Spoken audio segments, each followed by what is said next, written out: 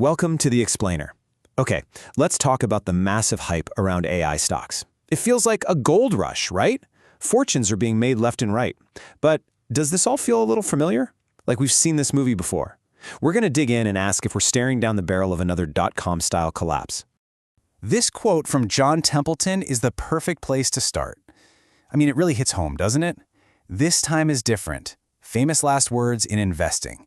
Because even though the tech is brand new, human nature, well, that doesn't change much. Let's see how this old wisdom applies to the shiny new world of AI. So, to really get what might be happening today, we've got to jump in our time machine and head back to the late 90s. Think dial-up modems, pets.com, and of course, the infamous dot-com bubble. I mean, look at this timeline. The dot-com craze was just a blur. It exploded in '98. The party was in full swing by 2000, and then, bam, rock bottom by 2002. People made and lost fortunes in the blink of an eye. The whole thing was running on pure hype, and when the music stopped, man, the crash was brutal. And this number, 48%. That's the gut punch. Less than half of the dot-com companies that went public actually survived. It's a huge lesson, right? Even a game-changing technology like the internet couldn't escape the laws of financial gravity. Which of course brings us to the big question. So here we are today. Is this AI boom just the dot-com bubble in a new outfit? The parallels are kind of spooky. To figure this out, we're going to break down 3 really important warning signs that could tell us if this is a real revolution or just a bubble waiting to pop. All right, warning sign number 1, the AI arms race. We're talking about an absolutely insane amount of money being spent, and it's all being driven by a handful of giant companies locked in a deathmatch to own the future of AI. You've probably heard of the Magnificent Seven. These guys aren't just leading the market, they pretty much are the market. Their power is so massive that if you just own a simple S&P 500 index fund, you're basically making a huge concentrated bet that these 7 companies will win the AI race.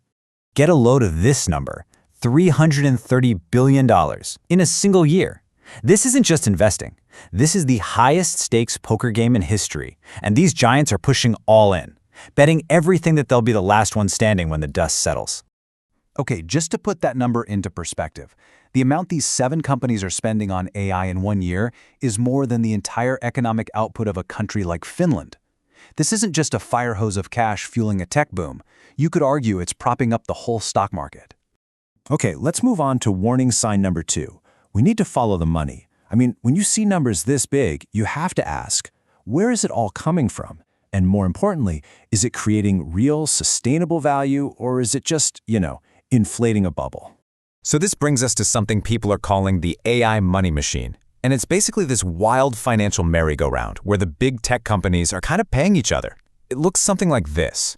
Microsoft pumps billions into OpenAI. Then OpenAI turns around and pays Microsoft to use its cloud servers. Each time money changes hands, it gets booked as new revenue, making it look like the market is exploding with growth. Here's a great way to think about it. Imagine you pay your friend $1,000 to dig a hole. Then he pays you $1,000 to fill it back in. Did anything actually get built?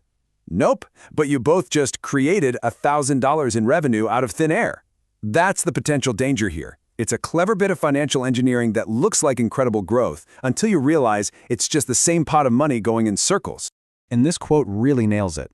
NVIDIA sells the shovels, Oracle provides the land, OpenAI digs the quarry, but nobody has struck gold yet. Think about it.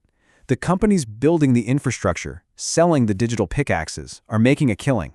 But the AI companies themselves, they're still just burning through cash, valued in the billions based on a promise of future profits. A promise that, so far, hasn't materialized. All right, on to our 3rd and final warning sign. And this one might be the biggest of them all. It's not about money or accounting tricks. It's about the very fuel that powers this whole revolution, data. For the last few years, AI models have basically been at an all-you-can-eat buffet, just feasting on every piece of data on the public internet. But, as you can see here, that buffet is about to run out of food. Some projections say that by 2027, these models will have chewed through pretty much all the high-quality data that's out there. So what happens then? If AI eats all the available human data, how does it keep getting smarter? This is what people are calling the data wall, and it could be a massive roadblock. The entire market is priced for this exponential growth to continue forever, but if the data runs dry, that progress could slow to a crawl, and that could force a huge reality check across the entire AI sector. And breaking through this data wall isn't just about finding more data, it's about finding new kinds of data.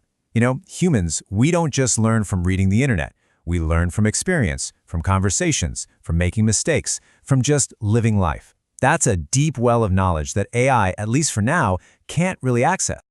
Okay, so after hearing all that, you might be thinking, should I just sell everything and hide under a rock? No, not at all. Seeing the warning signs of a bubble doesn't mean you should panic. It just means you need a smart, disciplined plan to get through the uncertainty. So how do you play this?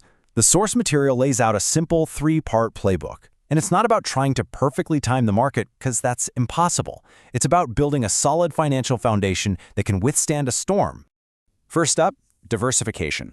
This is your financial superpower. Seriously, by spreading your money out across different kinds of assets, stocks, bonds, real estate, maybe a little crypto, you're basically building a shock absorber for your portfolio.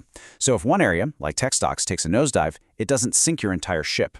And this is maybe the most important rule of all. The secret isn't timing the market, it's time in the market. The author of our source material talks about how his friends lost millions in the dot-com crash because they panicked and sold at the very bottom. What did he do? He kept investing steadily, right through the downturn. And that's how you can turn a crisis into a massive opportunity. And really, that's what it all comes down to. Knowing about these bubble dynamics isn't about being afraid. It's about being prepared. It gives you the power to act with your head when everyone else is running around acting on pure emotion. So, as we wrap this up, the big question isn't just if the bubble will burst, but what you'll do when it does. Will you see it as a crisis, or will you see it for what it could be? The opportunity of a lifetime. Something to think about. Thanks for joining us for this explainer.